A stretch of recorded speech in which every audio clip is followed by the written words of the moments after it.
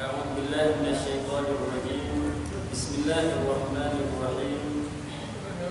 السلام عليكم ورحمة الله وبركاته. الحمد لله رب العالمين، وبه نستعين على أمور الدنيا والدين. أشهد أن لا إله إلا الله وحده لا شريك له، وأشهد أن محمدا عبده ورسوله. اللهم صل وسلم وبارك على سيدنا محمد وعلى آله وأصحابه أجمعين. أما بعد. Puji dan syukur kita ucapkan kepada Allah Subhanahu wa taala.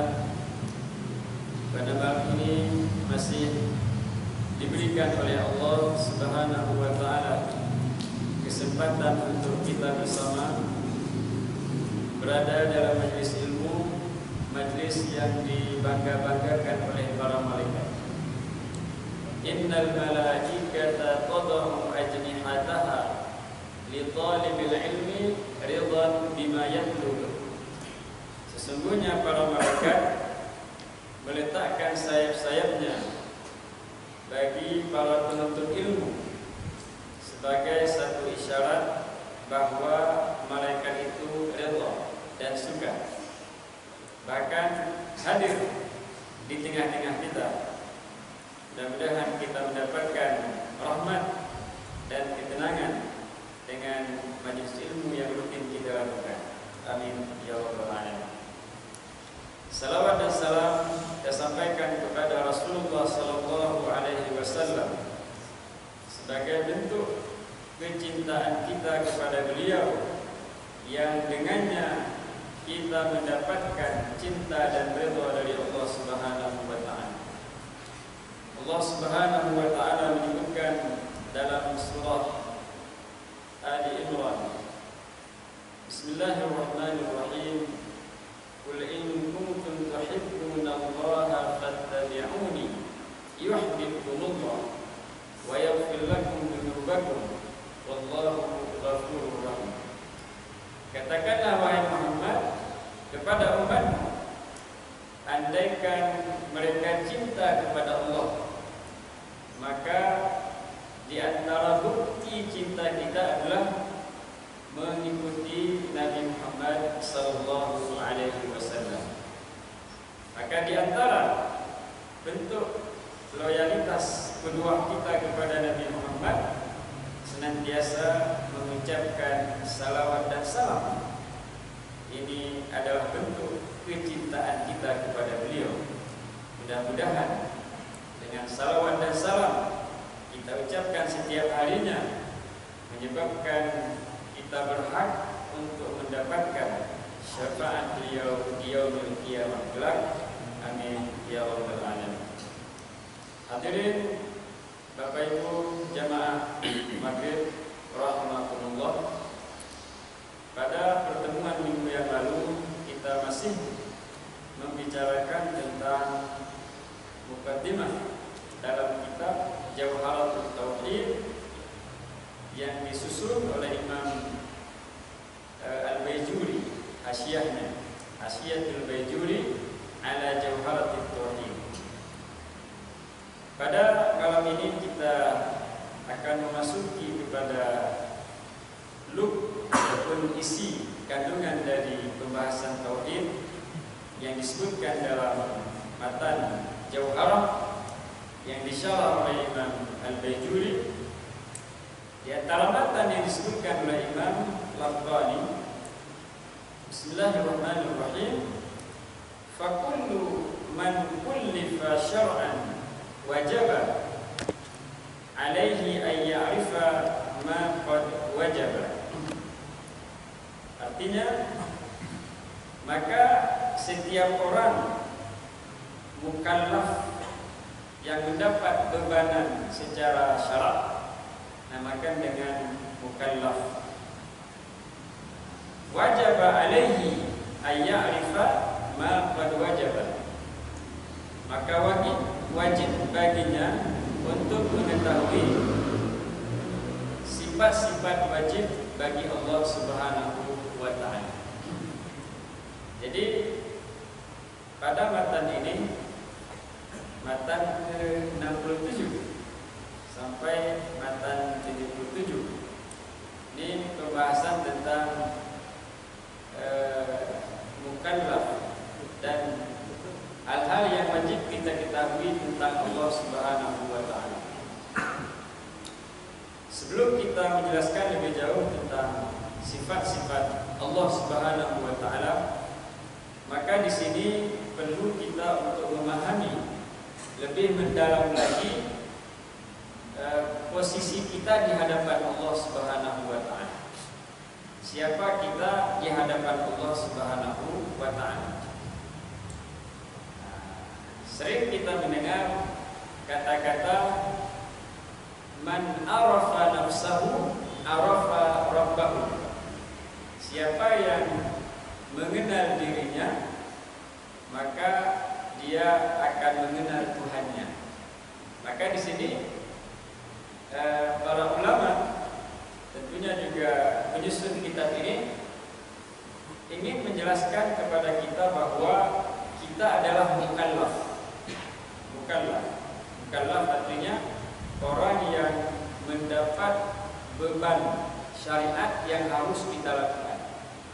Kita mendapat tuntutan dari syariat, arah perintah, arah larangan. Man arafa nafsahu arafa rabbahu. Siapa yang mengenal dirinya, maka secara otomatis dia akan mengenal Tuhannya. Dan di sini diawali dengan penjelasan tentang mukallaf. Kata-kata lain yang sering kita dengar, awaluddin ma'rifatullah. Awaluddin, awal artinya mula-mula, pertama. Awaluddin, permulaan beragama adalah mengenal Allah Subhanahu wa taala. Ngemulai kita mementihi Tuhan berarti ngemulai kita beragama. Ngemulai kita masuk ke ruang ranah syariat. Ini kata-kata ini bukan hadis. Awaluddin ma'rifatullah itu bukan hadis, tetapi ucapan dari sahabat Imam Ali karramahullah wajhah, yang mana kata-kata beliau dihimpun dalam satu kitab namanya Nahjul Balaghah. Dalam kitab ini ada kata-kata awaluddin ma'rifatullah, permulaan beragama adalah mengenal Allah Subhanahu wa taala. Baik. Yang tadi man arafa rabbahu arafa nafsahu. Man arafa nafsahu arafa rabbahu. Siapa yang mengenal dirinya, maka dia akan mengenal Tuhan. Maka di sini kita itu di hadapan Allah, kita ini disebut dengan mukallaf, orang yang dibebani hukum syariat. Artinya kita ni aran mahta siturah kita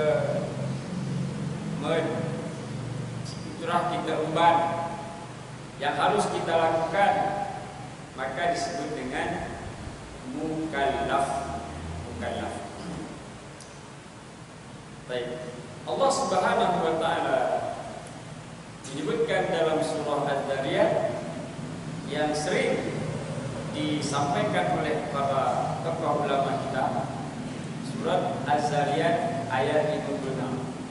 Ayat ini ganti secara para ulama betul-betul mengingatkan kita.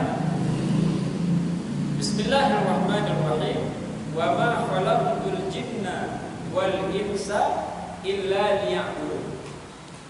Tidaklah aku ciptakan jin dan manusia kecuali untuk menyembahku, kata Allah. Jadi artinya kita ni mehta adalah mukallaf, kecuali anak-anak. Anak ni kahara batas umur, baru dia dikatakan mukallaf.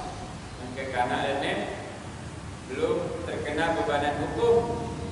Rufi'al qalamu an salasin, pena karena konsekuensi dari perbuatan itu rufi'ah, itu diangkat an salasin, dari 3 orang, anikna ini hatta yastaiqidha. Pertama, orang yang tertidur sehingga dia bangun. Kedua kita ingat sedia lagi dosa. Kecuali ngazan cuma jenemi ni. Apa yang tengah masuk waktu. Dia kena sedia kita. Orang iman. Dia lewat waktu berarti sudah dosa. Cuman kalau tertidur ingat sobohnya buat jam 9. Buat jam 9 gitu. Kena sedia soboh. Maka rufi al-qalam, tidak ditulis sebagai satu konsekuensi dosa. Dengan catatan setelah word kita langsung sembahyang subuh. Walaupun waktunya sudah waktu duha, tapi niatnya tetap niat salat subuh.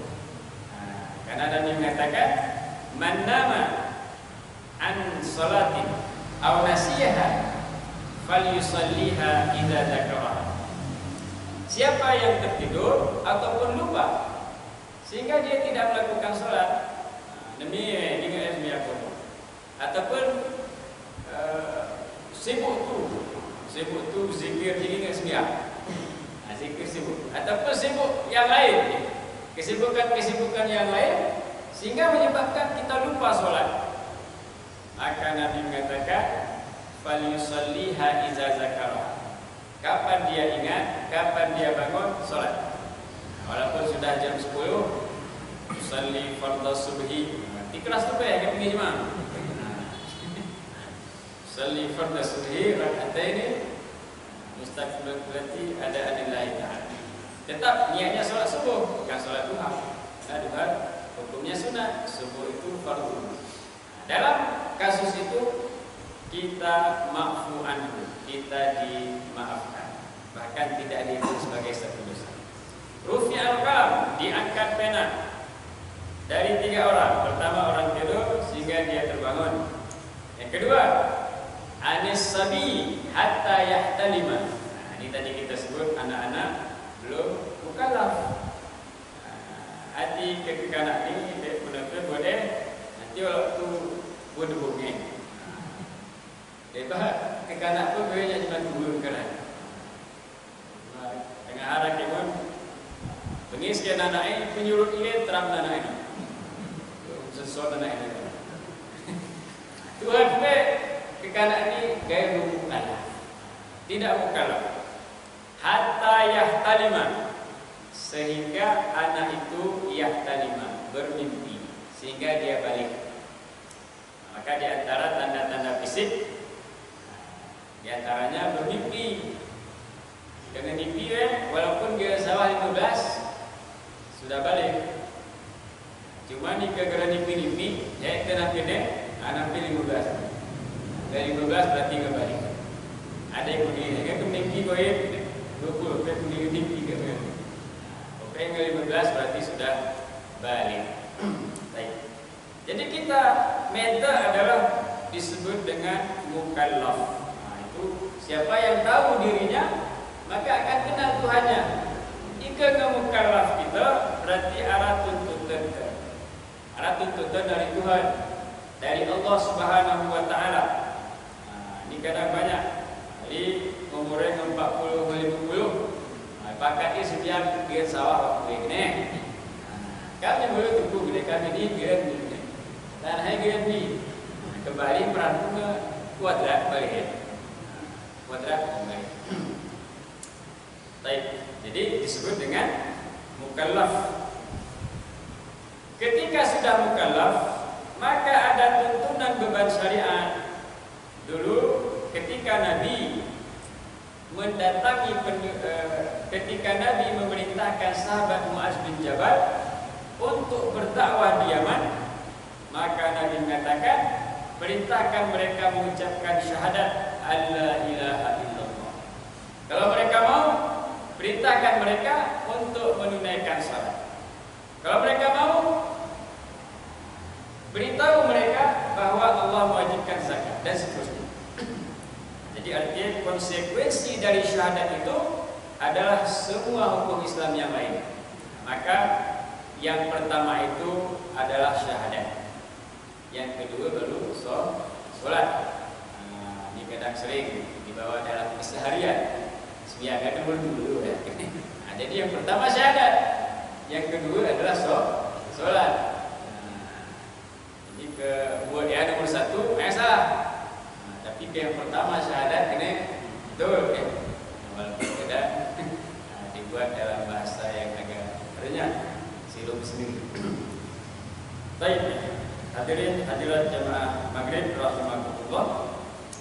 Ketika kita sudah mendapat bebanan menjadi mukallaf, berarti secara otomatis sudah berlaku pada kita namanya hukum taklifi. Hukum taklifi sudah berlaku untuk kita hukum syarak. Ngara si wajib kita buatan, ngara si haram kita buatan, ngara si sunat kita buatan, ngara si makruh kita buatan, dan arah perbuatan mubah. Jadi ahkam hukum-hukum syarak itu hanya 5 yang disebut dengan hukum taklifi, hukum pembebanan syarat untuk kita. Sementara bid'ah itu bukan hukum. Bid'ah bukan hukum. Jadi bid'ah itu perbuatan. Maka bid'ah ketika dia bukan hukum, bid'ah juga harus dihukumi dengan hukum syarah yang 5. Maka ada bid'ah wajib, ada bid'ah sunat, ada bid'ah haram, ada bid'ah makruh, ada bid'ah mubah. Jadi tidak serta-merta ketika orang memvonis perbuatan kita itu bid'ah, itu berorientasi kepada kesalahan. Karena bid'ah itu merupakan amrun mustahdasun, satu perkara baru yang dulu tidak dilakukan di masa Nabi. Amrun mustahdasun. Ketika tidak dilakukan Nabi, apakah dengan serta-merta dia salah? Belum tentu. Andaikan kata Imam Syafi'i dalam kitab Fathul Bari yang ditulis oleh Imam Ibnu Hajar Al-Asqalani, Imam Syafi'i mengatakan ma wafaqat al-kitab was sunnata fahiya bid'atun mahmudatun. Satu perbuatan tidak ada zaman dulu tapi menepati Al-Quran dan hadis, itu namanya bid'ah yang terpuji. Contohnya misalnya seperti pembukuan Al-Quran menjadi mushaf. Di zaman Nabi tidak ada. Di zaman Nabi tertulis di pelepah kurma, tertulis di batu-batu, di kayu-kayu, tidak dibukukan dalam satu mushaf. Kenapa sahabat berani melakukan? Karena itu untuk menjaga Al-Quran supaya jangan sempat hilang. Karena para qurra, para penghafal Al-Quran itu banyak yang gugur. Terutama dulu ketika perang Yamamah memerangi Nabi palsu Musailamah Al-Kadzdzab, juga banyak yang gugur. Bahkan pada zaman Nabi ada satu kabilah dari Yahudi, Istamadu artinya meminta bantuan kepada Nabi untuk mengirimkan personil. Maka ketika itu Nabi mengirim 70 qurra, 70 para penghafal Al-Quran. Tapi ternyata itu hanya helah saja, tipu muslihat. Ketika Nabi mengirim 70 orang sahabat yang hafal Quran, yang ahli ilmu qurra, ternyata mereka dibantai oleh suku namanya Ri'lan, Zakwan, wa Usayyah. Maka ketika itu Nabi melakukan qunut nazilah selama sebulan penuh dalam setiap waktu, bukan hanya waktu subuh saja. Nabi waktu subuh qunut nazilah, zuhur qunut nazilah, asar qunut nazilah, maghrib qunut nazilah, isya qunut nazilah di setiap waktu. Syahran, sebulan penuh. Nabi yad'u ala ridlan wa zakwan wa usayyatan. Nabi mendoakan laknat untuk mereka karena mereka membantai 70 orang sahabat hafal Quran. Jadi artinya banyak para sahabat yang gugur, banyak yang meninggal. Andaikan Quran itu tidak dibukukan, maka ada kemungkinan akan hilang. Hingga dimakai saraf pelpa kurma juga nenek. Masuk. Hingga kisah ratu kami. Masuk. Maka sahabat Umar berinisiatif, ya Abu Bakar, bagaimana kalau kita membukukan Al-Quran? Abu Bakar tidak menerima. Ya Umar, bagaimana aku melakukan satu perbuatan yang tidak dilakukan Nabi? Wallahi, tidak mungkin. Tapi terus diberikan hujah. Banyak qurra kita meninggal, ini itu dan sebagainya. Akhirnya sahabat Abu Bakar menerima. Padahal tidak dilakukan masa Nabi. Maka seandainya tidak ada bid'ah yang mahmudah terpuji, maka sahabat baik itu tidak salah. Andaikan kita tidak mengatakan demikian. Maka Imam Syafi'i menyebut bid'ah itu ada dua, yang sesuai dengan kitab dan hadis itu bid'ah terpuji. Bahkan hukumnya wajib tadi, bid'ah wajib. Wa ma lam tuwafiq al-kitaba was sunnata fa hiya bid'atun mazmumatun. Tetapi bid'ah yang tidak menepati Al-Qur'an dan hadis itu adalah bid'ah tercela, tidak boleh dilakukan, perbuatan dosa. Ikarame hubungannya dengan kitab dan sunnah. Misalnya di kitab perayaan Maulid Nabi, zaman Nabi tidak ada, tidak dirayakan secara berjamaah. Tapi kita mengisi dengan ceramah, mengisi dengan selawat kepada Nabi, mengisi dengan memberikan makanan kepada orang lain. Ini memang yang diperintahkan. Tanasuh, saling menasihati dalam agama diperintahkan, ceramah. Berselawat diperintahkan, banyak hadis-hadis tentang selawat. Memberi makanan diperintahkan, bahkan termasuk di antara ciri ahli surga. Nabi mengatakan afsus salam, tebarkan salam. Wa'timut ta'am, berikan makanan. Wasilul arham, hubungkan silaturahim. Wasallu bil laili wan nas niyam, salat pada malam hari sementara orang lain masih tertidur. Tadkhulul jannata bisalam, maka kalian akan masuk surga dengan selamat. Jadi memang dalam rentetan rangkaian perayaan Maulid Nabi, perbuatan-perbuatan yang diperintahkan. Maka para ulama mengatakan hukumnya sunnah.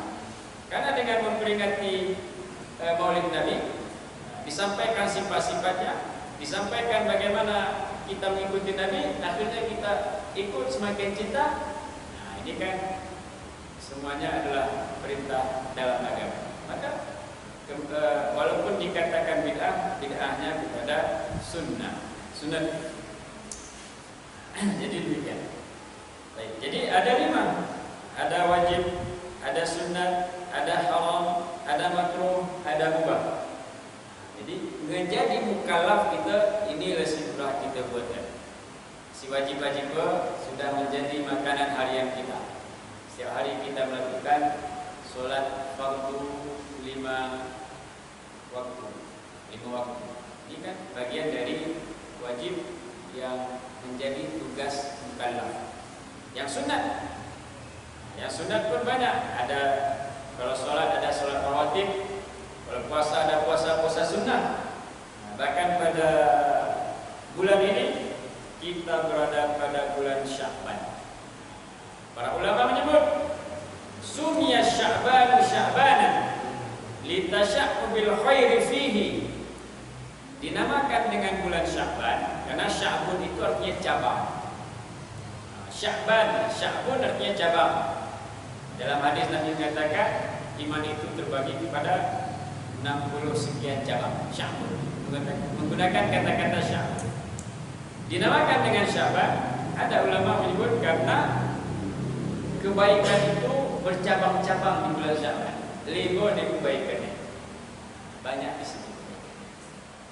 Bahkan pada malam ini kita berada di malam nisfu Sya'ban. Nisfu Sya'ban, nisfu artinya pertengahan. Kita berada di pertengahan bulan Sya'ban. Hari ini 14 Sya'ban. Malam ini malam 15 Sya'ban. Besok 15 Sya'ban. Malam ini disebut dengan malam nisfu Sya'ban. Dan banyak hadis terkait dengan bulan Sya'ban, bahkan terkait dengan malam nisfu Sya'ban. Ini kita ambil dari tuntutan sunnah.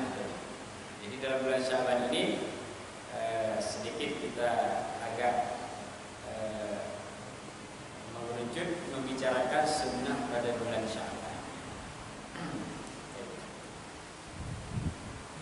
Banyak hadis, diantaranya misalnya hadis riwayat Imam Ahmad, disebutkan dalam kitab Lataiful Isyarah, Lataiful Ma'arif. Kita maaf, banyak nama kitab. Ada namanya Lataiful Ma'arif. Lataiful Ma'arif disusun oleh Imam Ibnu Rajab Al-Hambali. Kalau kita ingin melihat kelebihan bulan-bulan Hijriah, ada dalam kitab ini. Bulan Muharram apa kelebihannya, Safar apa dan seterusnya, sampai 12 bulan yang ada dalam kalender Hijriah. Ini ada riwayat keterangan dalam kitab namanya Lataiful Ma'arif, ditulis oleh Imam Ibnu Rajab Al-Hambali. Dalam kitab ini terkait dengan bulan Sya'ban, di antara hadis yang disebutkan hadis riwayat Imam Ahmad. Pernah seorang sahabat namanya Usamah bin Zaid. Usamah bin Zaid bertanya kepada Nabi, "Ya Rasulullah," hadisnya agak panjang, saya ambil kutikannya, "Lam araka tasumu min syahrin tasumu min Sya'ban." Dia kena, "Ya Rasulullah, saya tidak melihat engkau banyak berpuasa pada bulan-bulan yang lain dibandingkan pada bulan Sya'ban." Artinya pada bulan Sya'ban ini Nabi banyak berpuasa. Jadi berpuasa Nabi pada bulan ini. Lalu Nabi mengatakan, "Dzalika syahrun yanfulu anhu an-nasu baina Rajab wa Ramadan." Bulan Sya'ban itu adalah bulan yang sering dilupakan oleh manusia. Jadi kita lengah pada bulan Sya'ban ini, karena kita lebih fokus ke Ramadan, menunggu-nunggu Ramadan, padahal di Sya'ban juga banyak kebaikan. Itu bulan yang sering dilupakan oleh manusia, kata Nabi, di antara Rajab dan Ramadan. Wa huwa syahrun turfa'u fihi al-a'mal. Pada bulan Sya'ban itu amalan kita diangkat. Pada bulan ini amal-amal kita diangkat dan diperlihatkan kepada Allah Subhanahu wa taala. Lalu Nabi mengatakan, wa uhibbu dan aku suka ketika diangkat amalanku, posisiku berada dalam keadaan puasa. Wa uhibbu ayyurfa'a amali wa ana sha'im. Saya sangat suka ketika amalan saya itu diperlihatkan kepada Allah, saya berada dalam posisi berpuasa. Padahal Nabi, kita pikir-pikir kenapa nih itu? Padahal sudah pasti diampunkan dosanya. Beliau ditinggikan derajatnya di sisi Allah Subhanahu wa taala. Dalam banyak ayat Allah menyebut, "Alam nashrah laka sadrak wa wada'na 'anka wizrak alladhi anqadha dhahrak wa rafa'na laka zikrak." Bukankah kami telah melapangkan dadamu dan kami turunkan bebanmu? Kemudian wa rafa'na laka zikrak, dan kami tinggikan sebutanmu. Jadi artinya ngelihat satuan kelebihan-kelebihan. Sudah diberikan bonus-bonus, bahkan diberikan otoritas nanti untuk memberikan syafaat. Diberikan beliau ada namanya haud itu telaga. Di Siapa yang meminum telaga Nabi, la yatma'u ba'dahu abada, tidak akan pernah haus selamanya. Cuman tetap Nabi mencari waktu-waktu fadilah untuk beramal. Ini kan evaluasi untuk diri kita. Kita ini sampai jam ini, belum sampai begini. Cuman jarang kadang berpikir untuk mengambil waktu-waktu fadilah untuk beramal. Jadi saya ingin amalan saya diangkat sementara saya sedang berpuasa pada bulan Syawal. Baik. Jadi kini Nabi kita beli puasa. Ini diantara taklid tuntutan sunat pada bulan Syawal. Sejak 1 Sya'ban sampai sebelum akhir kita diperintahkan, dianjurkan untuk memperbanyak puasa. Bagaimana dengan hadis misalnya, idza intasafa Sya'banu fala tasum. Andaikan sudah masuk pertengahan bulan Sya'ban, maka jangan berpuasa. Ada hadis juga. Tapi hadis ini banyak para ulama mengatakan hadis ini posisinya sangat dhaif, sangat lemah. Karena ada hadis lain yang mengatakan jangan kalian berpuasa sebelum Ramadan itu 2 atau 3 hari. Artinya jika dekat-dekat bulan Ramadan, kalau bisa kita jangan lagi memperbanyak puasa. Jika dekat-dekat pasar, jadi kita artinya semangat di bulan Sya'ban, tiba-tiba bulan Ramadan sudah lalu. Tak semangat di bulan Sya'ban dah. Sebab 30 kali kurang. Ramadan agak murah ya. Jadi artinya maka Nabi mengatakan dekat-dekat bulan Sya'ban jangan lagi memperbanyak puasa. Cuma jika awal-awalnya silakan perbanyak puasa. Bahkan misalnya pada malam ini malam nisfu Sya'ban, ini kan banyak hadis. Imam Ibnu Rajab Al-Hambali mengatakan begitu banyak hadis terkait dengan kelebihan bulan Sya'ban, tentang kelebihan pada nisfu Sya'ban, tetapi banyak juga hadis-hadisnya yang dhaif, yang sangat lemah, bahkan sampai ke derajat hadis palsu, banyak juga. Cuman saya pada malam ini hanya menyebutkan hadis-hadis yang saya yakin bisa diikuti. Misalnya tadi menyebut puasa bulan Sya'ban. Ini diriwayatkan oleh Imam Ahmad dalam musnadnya.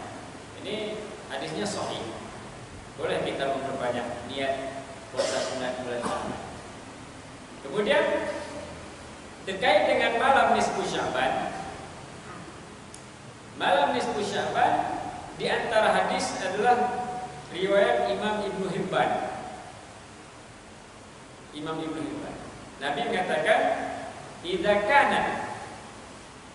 kanat lailatun min nisfi Sya'ban faqumu lailaha wa sumu naharaha fa inna Allaha yanzilu li ghurubi syamsi fayaqulu ala min mustaghfirin fa'aghfiru lahu ala min mustarziqin fa'arzuqu lahu ala min mubtaliyin atau ala min mubtala fa'u'afihi ala min kaza hatta yatlu al-fajr. Hadis ini hadisnya dhaif, tapi boleh dilakukan, boleh dilakukan untuk fadailul a'mal. Dia tidak sampai ke derajat hadis palsu, hadis dhaif, tapi boleh untuk memotivasi dalam beramal. Nabi mengatakan, apabila tiba nisfu Sya'ban, faqumu lailaha, maka hendaklah kalian menghidupkan malamnya. Artinya kami kita memperbanyak ibadah pada malam ini. Faqumu lailaha. Dalam hadis ini qumu lailaha maksudnya sholat. Maka perbanyaklah sholat pada malam itu. Tentunya sholat-sholat sunat, sholat-sholat hajat, mutlak, witir, taubat, tahajud, dan seterusnya. Jadi merah kita dikenakkan waktu yang dikeberat. Cuma tinggi berapa kita nali itu bergerak. Fakumu lailaha, maka bangunlah, hidupkan malamnya, memperbanyak amal saleh. Mungkin sebagian para ulama menganjurkan untuk bukan hanya sholat, tapi zikir, baca Quran, ada yang mungkin juga baca Yasin. Memang membaca Yasin pada malam itu tidak ada hadis khusus, cuman ada hadis-hadis lain menceritakan tentang kelebihan membaca Yasin pada malam hari. Misalnya Nabi mengatakan dalam hadis sahabat diriwayatkan Imam Ibnu Hibban, man qara'a Yasin fi lailatin ibtigha'a wajhillah ghufira lahu. Barang siapa yang membaca surat Yasin pada malam hari, maksudnya adalah supaya diampunkan dosanya, maka Allah akan mengampunkan dosanya. Siapa yang membaca Yasin mengharap wajah Allah, keridhaan Allah, maka Allah akan mengampunkan dosanya. Di pada malam ini terjadi khilaf para ulama. Ada yang mengatakan dianjurkan berjamaah, misalnya sholatnya ataupun membaca Al-Qur'annya ataupun zikirnya, dan ada juga yang mengatakan sendiri-sendiri. Ini kita tidak berdebat masalah jamaah ataupun sendiri-sendiri. Yang penting kita beramal, zikir, baca Quran, sholat, apa yang bisa.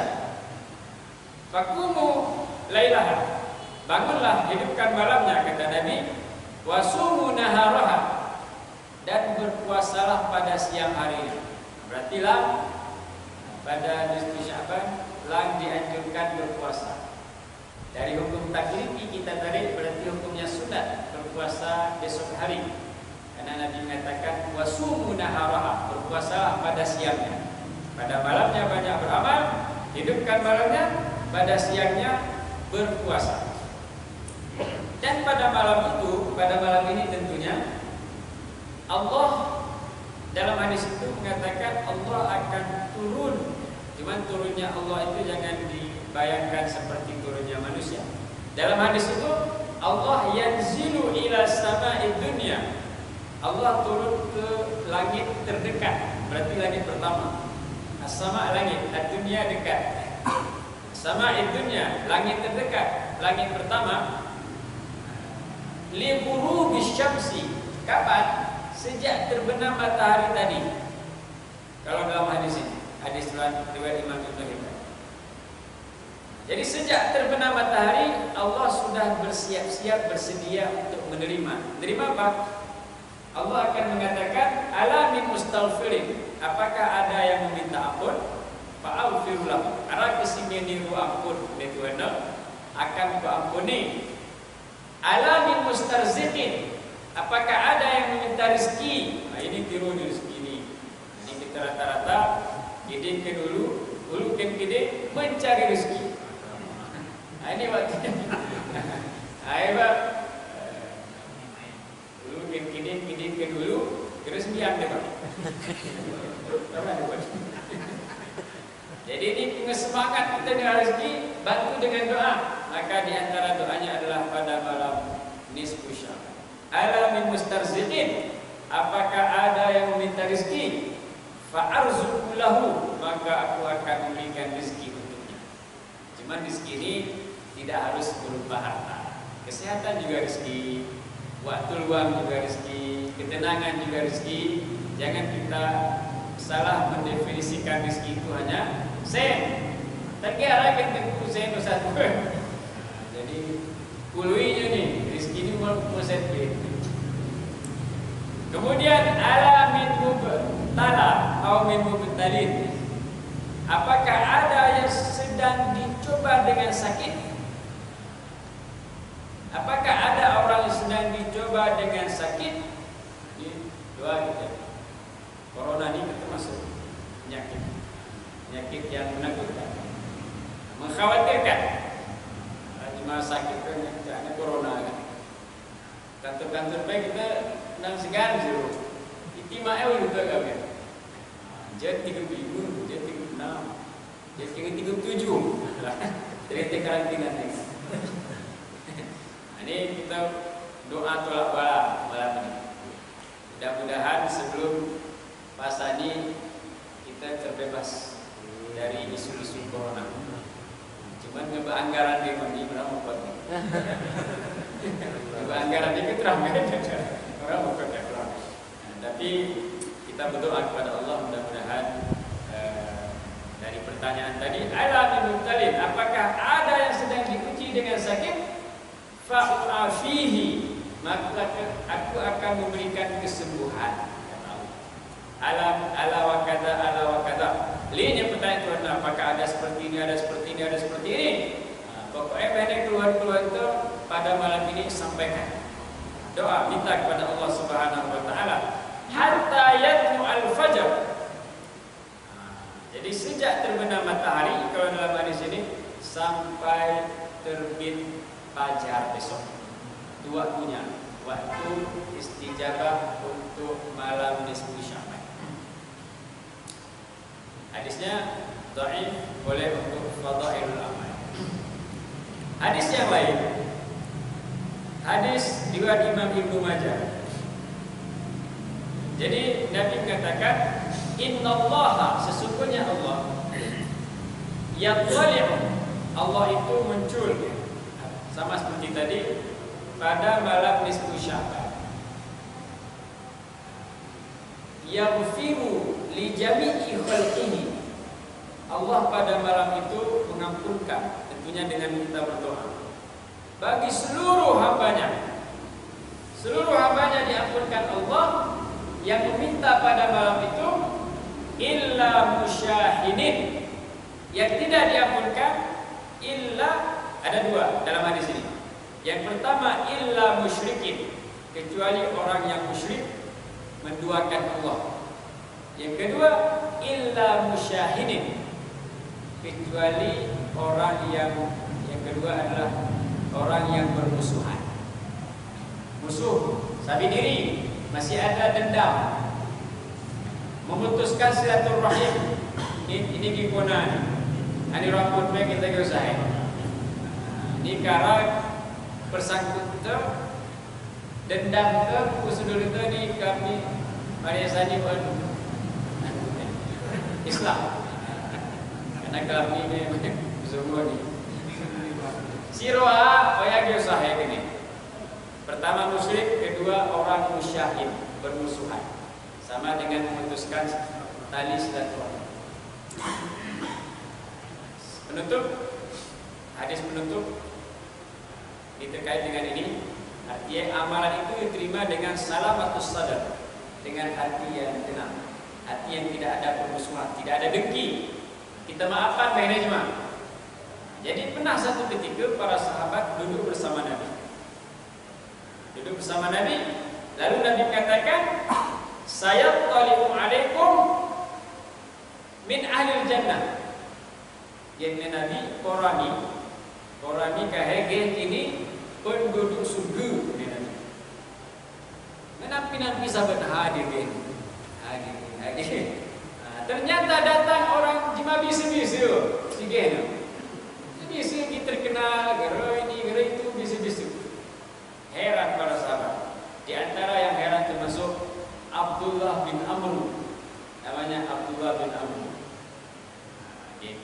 Abdullah bin Amr ini dia bertiga anak kena amal di mana menjadi ahli surga. Aja demi rumah ini. Kau itu kata demi rumah berani. Saya kira-kira tidur dia di rumahnya, engonnya buat bikin gero guys. Baca Quran kan gero, zikir kan gero. Artinya geranya beda tuh, aku kok begini nanti yang di surga.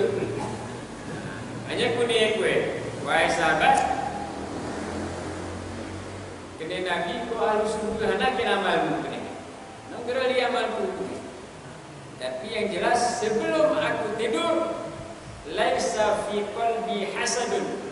Sebelum demi aku kumapat kena jema gara rasa dengki. Biasa gara rasa dendam. Ya ternyata gini. Gara-gara dia tu.